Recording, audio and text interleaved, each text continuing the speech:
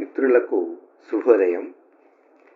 అదృష్టం అనేటటువంటి మాటని మనం చాలాసార్లు వింటూనే ఉన్నాం.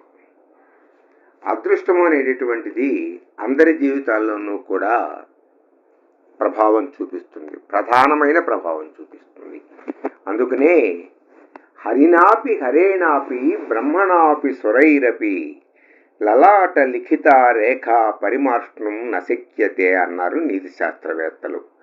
వాడు శివుడైనా, విష్ణువైనా, బ్రహ్మైనా, దేవతలైనా కూడా నుదుటి మీద వ్రాసినటువంటి వ్రాతని చెరిపి వేసుకోవటం అనేటువంటిది నశక్యతే, సాధ్యం కాదు. నిలువు జీతం మీద నిలబడి వెంకటేశ్వరుడు రోజుకి కోట్లాది రూపాయలు సంపాదిస్తున్నాడు, ఆయనకి కూర్చునే అదృష్టం లేదు. అందుకనే అదృష్టం అనేటటువంటిది తప్పనిసరిగా అందరి జీవితాల్లోనూ కూడా ప్రభావం చూపిస్తుందట. దానికి నీతి శ్లోక రత్నావళి ఇలా చెబుతున్నాడు. సముద్ర మథనే లేభే హరిర్లక్ష్మీం హరేర్విషం. సముద్రాన్ని మధిస్తున్నారు దేవతలు, రాక్షసులు కూడాను. ఎవరి ఆశలు వాళ్ళకున్నాయి.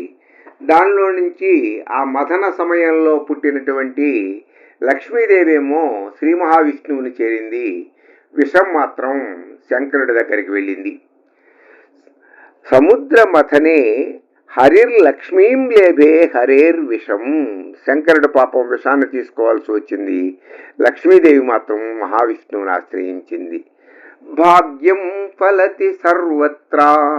అందుమూలంగా అదృష్టం అనేటటువంటిదే అన్ని చోట్ల కూడా ప్రధానమైన కారణంగా కనిపిస్తుంది తప్పితే నచ విద్యా నచ పౌరుషం. నా విద్య నచ పౌరుషం అన్నాడు. బాగా చదువుకున్నాను అను, చాలా గొప్పవాణ్ణి, చాలా వీరుణ్ణి, సూర్యుణ్ణి అనేటటువంటిది కూడా అక్కడ ఉపయోగపడుతుట. పౌరుషం కానీ విద్య కానీ ఉపయోగపడవు.